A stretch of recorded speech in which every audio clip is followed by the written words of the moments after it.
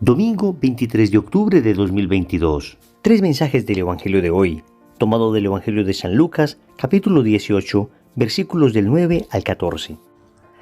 En aquel tiempo, dijo Jesús esta parábola a algunos que confiaban en sí mismos por considerarse justos y despreciaban a los demás. Dos hombres subieron al templo a orar. Uno era fariseo, el otro publicano. El fariseo de pie oraba así en su interior: Oh Dios, te doy gracias porque no soy como los demás hombres, ladrones, injustos, adúlteros, ni tampoco como ese publicano. Ayuno 2 veces por semana y pago el diezmo de todo lo que tengo. El publicano, en cambio, quedándose atrás, no se atrevía ni a levantar los ojos al cielo, sino que se golpeaba el pecho diciendo: Oh Dios, ten compasión de este pecador. Les digo que éste bajó a su casa justificado y aquel no. Porque todo el que se enaltece será humillado, y el que se humille será enaltecido. Palabra del Señor, gloria a ti, Señor Jesús. La liturgia de hoy nos presenta la bellísima e instructiva parábola del fariseo y el publicano, propia del Evangelio de San Lucas. Es decir, ningún otro evangelista nos cuenta esta parábola, San Lucas sí. Y la parábola narra la oración de dos personas distintas: un fariseo, judío practicante, y un publicano. Sabemos que los publicanos eran personas despreciadas por el pueblo. Normalmente eran recaudadores de impuestos, judíos que de alguna manera se habían vendido a la potencia extranjera que les gobernaba, es decir, a Roma, y por consiguiente eran bastante despreciados por el pueblo, porque, claro, ellos recaudaban impuestos para Roma, la potencia extranjera que en ese momento les oprimía. Por consiguiente, repito, eran vistos de muy mala manera. Pues el Evangelio nos cuenta cómo la oración del fariseo no fue escuchada y en cambio la oración del publicano sí. Vamos a aprender 3 mensajes de este Evangelio. Primero, cuidado con la soberbia espiritual. Segundo, la humildad conmueve a Dios. Tercero, ¿cómo debes orar? Vamos con el primer punto. Cuidado con la soberbia espiritual. El Señor presenta la figura del fariseo para advertirnos de un terrible mal que existe en la vida espiritual. Se llama la soberbia, y sobre todo esta soberbia cuando tiene un enfoque espiritual. ¿Por qué digo esto? Porque existe la soberbia mundana, es decir, la soberbia de aquel que no ha conocido a Dios y por consiguiente presume de sus cualidades, de sus capacidades, de sus triunfos, de su dinero, pero es una persona que en realidad nunca ha conocido el amor de Dios y normalmente cuando lo conoce entiende que todo lo anterior era producto de su vanidad, de su soberbia, se arrepiente, pide perdón y cambia de vida. En cambio, la soberbia espiritual es tan peligrosa porque ocurre en personas que se supone que ya conocen a Dios, en este caso el fariseo. Pero llevándolo a nuestra vida espiritual, podemos pensar en todas aquellas personas que llevamos ya algún tiempo caminando en el Señor. Soberbia espiritual es entonces la soberbia de aquellas personas que creen que ya están convertidas, que creen que de alguna manera ya son santos. Y el Señor nos describe como unas características de esta soberbia espiritual que están claramente plasmadas en este fariseo y que debe ser un examen de conciencia para todos nosotros. Empezar a contrastar a ver si estoy cayendo en estos puntos. Lo primero que dice el Señor es que el fariseo confiaba en sí mismo. El humilde, en cambio, confía en Dios. La soberbia espiritual lleva a confiar en las propias virtudes, en mi propia santidad, en mi propia oración, en mis propios conocimientos. La humildad, en cambio, lleva a decir: Dios mío, yo tengo algo que me has dado, algún conocimiento, algunas virtudes, pero son tuyas y ni en ellas confío porque fácilmente puedo desviarme. Otra de las características que aparece en el Evangelio es que el fariseo se consideraba justo. La palabra justo en la Biblia significa santo. Entonces no solo confía en sí mismo, sino que se considera a sí mismo santo. Y cuidado con esta característica de la soberbia espiritual en la que podemos caer. Pensar que nosotros ya hemos avanzado mucho en la vida espiritual, que los otros apenas van empezando, que yo ya ayuno de esta manera, rezo de esta forma. De alguna manera me pongo por encima de los demás y como modelo de los demás.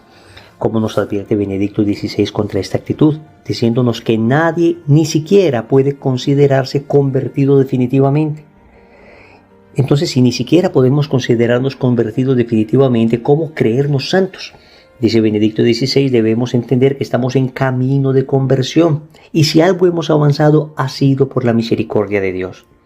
Pero hay todavía otra característica producto de las anteriores, y es despreciar a los demás.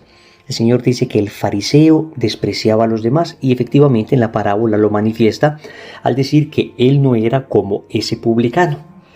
Entonces, me creo santo, creo que agrado a Dios, pero en cambio considero que los otros no me llegan ni a los talones. Los otros de esa comunidad, de ese movimiento, de ese grupo, mi vecina, mi compadre, mi amigo, mi hermano, mi esposo, mi hijo, ellos no saben nada de la vida espiritual, yo sí sé. Desprecio a los demás producto de creerme más que ellos. Obviamente con esas características de soberbia, el fariseo ni siquiera se va a arrodillar.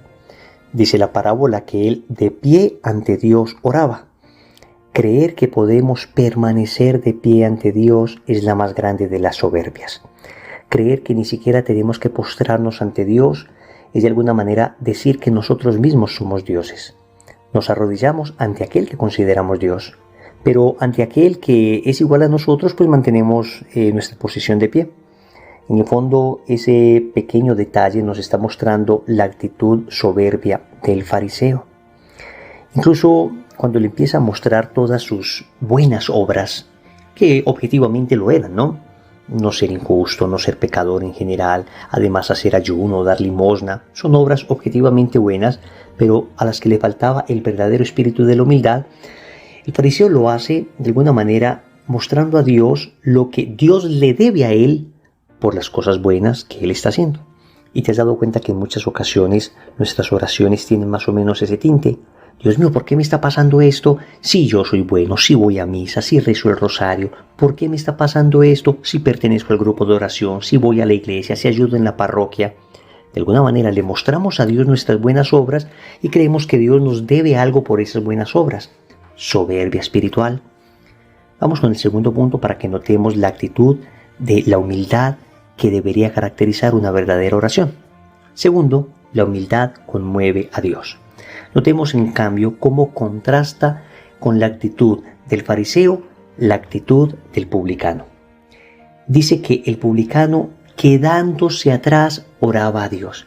Ni siquiera se sentía digno de presentarse ante Dios. Se quedaba atrás porque sentía que no era capaz de resistir su presencia. ¿Se acuerdan, en cambio, que el fariseo se ponía de pie ante Dios? El publicano se queda atrás, no es digno ni siquiera de acercarse a Dios. Dice que ni siquiera levantaba los ojos al cielo. No solo se sentía indigno, además sentía vergüenza. Sentía vergüenza por lo que había hecho.